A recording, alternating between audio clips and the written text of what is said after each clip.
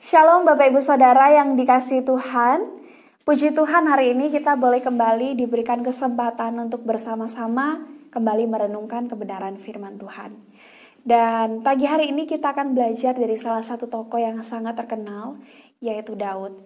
Kita akan belajar tentang keberaniannya ketika menghadapi Goliat, musuh yang besar pada waktu itu. Ada dua hal yang hari ini kita mau belajar dari pribadi Daud. Yang pertama adalah mengapa dia begitu berani pada waktu itu. Jawabannya di poin yang pertama ada di dalam 1 Samuel 17 ayat 34 sampai 35. Demikianlah firman Tuhan. Hambamu ini biasa menggembalakan kambing domba ayahnya.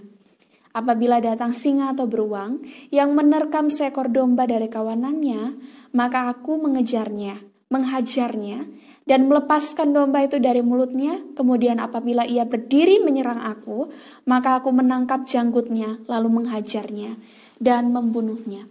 Bapak Ibu Saudara, kita mau garis bawahi ada satu kata di sini. Daud berkata, hambamu ini biasa. Hal ini yang perlu kita pelajari dari pribadi Daud yang masih muda ini. Semenjak masa mudanya Bapak Ibu Saudara, ternyata dia sudah terbiasa menghadapi tantangan dan kesulitan ketika dia berperang melawan hewan-hewan untuk melindungi kawanan dombanya. Hewan-hewan ini bukan binatang yang mudah untuk dilawan Bapak Ibu Saudara. Ada singa, ada beruang, dan mungkin ada binatang-binatang buas lainnya. Daud ini sudah terbiasa menghadapi tantangan dan kesulitan tersebut, sehingga ketika dia berjalan menghadapi Goliat, itu bukan menjadi sesuatu yang baru lagi, karena ternyata sejak masih mudanya, dia sudah terbiasa mengatasi kesulitan dan tantangan itu dengan baik.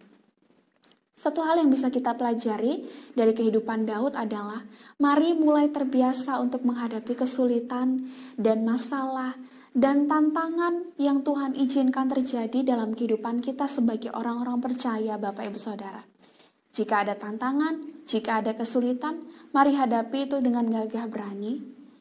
Sehingga ketika nanti ada masalah yang lebih besar, kita tidak lagi merasakannya itu sebagai sesuatu yang baru, tapi kita akan bisa menghadapinya dengan lebih gagah berani lagi. Karena kita sudah terbiasa melakukannya, kita sudah terbiasa menaklukkannya dengan baik.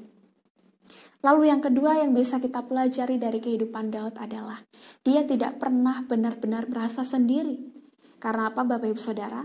Pada waktu itu mungkin orang-orang di sekitarnya melihat dia adalah seorang muda yang berjalan sendirian melawan Goliat. Tapi Bapak Ibu Saudara, yang perlu kita teladani dari kehidupan Daud, dia melihat dirinya tidak sendiri. Karena dia percaya bahwa Allah Immanuel itu bersama-sama dengan dia ketika dia menghadapi tantangan yang besar. Hal yang kedua yang bisa kita pelajari dari Daud adalah ketika ada tantangan yang besar dalam kehidupan kita, mari belajar untuk memandang bahwa kita tidak pernah berjalan sendiri. Sebab percayalah, Allah kita adalah Allah Immanuel yang senantiasa ada bersama-sama dengan kita. Jadi biarlah dua hal ini Bapak Ibu Saudara, mari terbiasa menghadapi tantangan dan kesulitan. Terbiasalah untuk menaklukkannya, sehingga ketika kita menghadapi tantangan yang besar, itu bukan menjadi hal yang baru lagi, tapi kita akan bisa mengatasinya dengan baik.